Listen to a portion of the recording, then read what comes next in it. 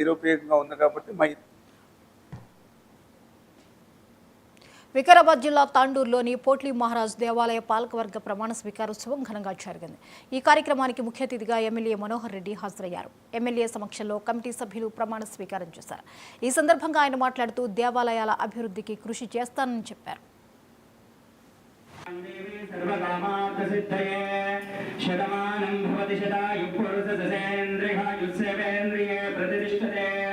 స్వస్తి మంత్ర ధనుధాన బహుపుత్ర వంశద దీర్ఘ సంవత్సర దీర్ఘమాయు.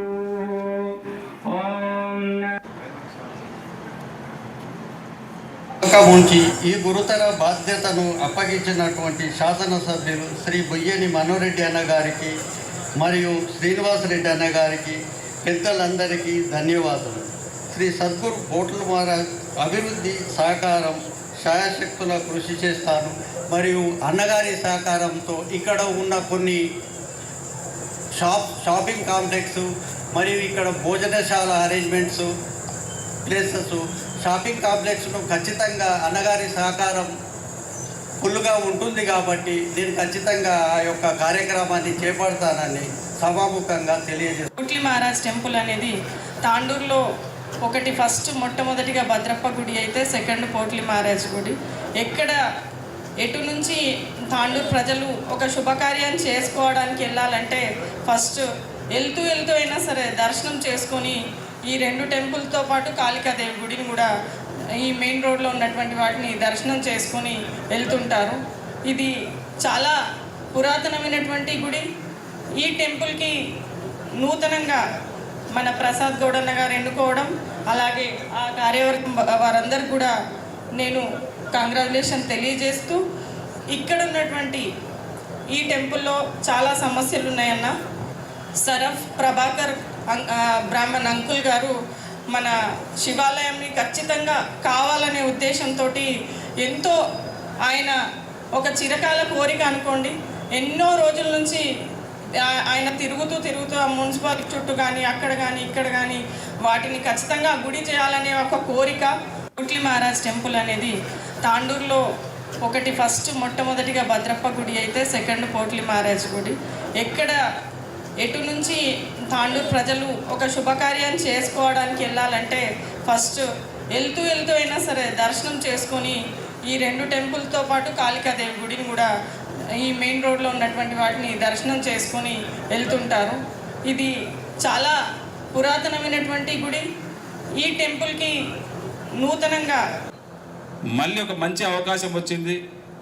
మళ్ళీ మీ అందరి సహకారంతో మళ్ళీ ఈరోజు కాంగ్రెస్ పార్టీని తెచ్చుకున్నాము.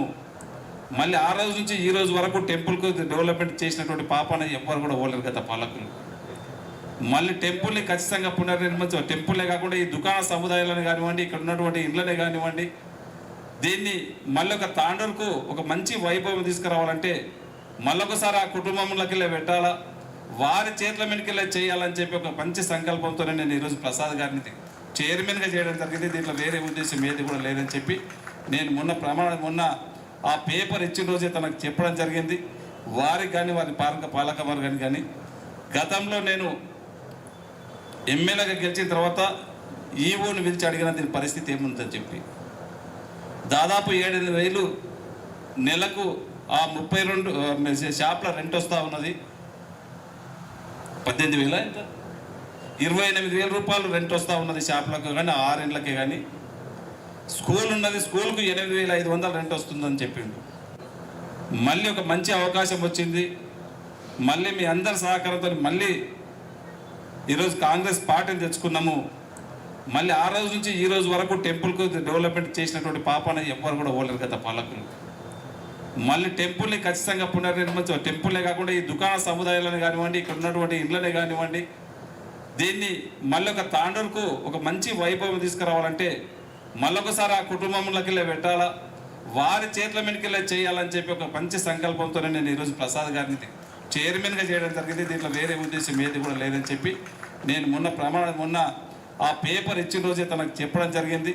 వారికి కానీ వారి పాలక వర్గానికి కానీ గతంలో నేను ఎమ్మెల్యేగా గెలిచిన తర్వాత ఈవోని పిలిచి అడిగిన దీని పరిస్థితి ఏముందని చెప్పి దాదాపు 7,000 నెలకు ఆ 32 షాప్ల రెంట్ వస్తూ ఉన్నది 18,000 ఎంత 28,000 రూపాయలు రెంట్ వస్తూ ఉన్నది షాప్లకు కానీ 6 ఇండ్లకే కానీ. రంగారెడ్డి జిల్లా బాలాపూర్ మండలంలో భూభారతి చట్టంపై అవగాహన సదస్సు నిర్వహించారు.